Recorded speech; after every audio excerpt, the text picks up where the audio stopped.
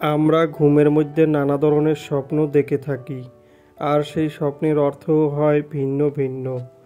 আজকে আমরা আলোচনা করব, স্বপ্নে যদি কেউ দেখতে পায় তার হাত অথবা পা কেটে গেছে, তাহলে সেই স্বপ্নের কী অর্থ হবে।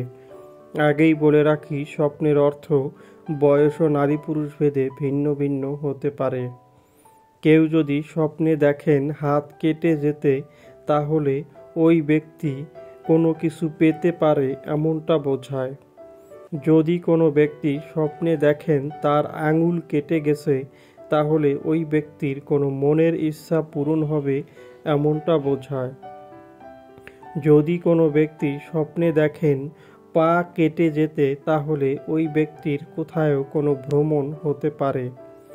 যদি কোনো ব্যক্তি স্বপ্নে দেখেন তার পায়ের তলা কেটে যেতে, তাহলে ওই ব্যক্তির কোনো বিপদ আপদ হতে পারে, তাই ওই ব্যক্তিকে সাবধান হতে হবে। যদি কোনো ব্যক্তি স্বপ্নে দেখেন হাতের তালু কেটে যেতে, তাহলে ওই ব্যক্তির প্রচুর টাকা পয়সা ব্যয় হবে এমনটা বোঝায়। যদি কোনো ব্যক্তি স্বপ্নে দেখেন হাতের নখের গোড়া থেকে কেটে যেতে, তাহলে ওই ব্যক্তির কারোর সাথে কোনো ঝগড়া বিবাদ হতে পারে।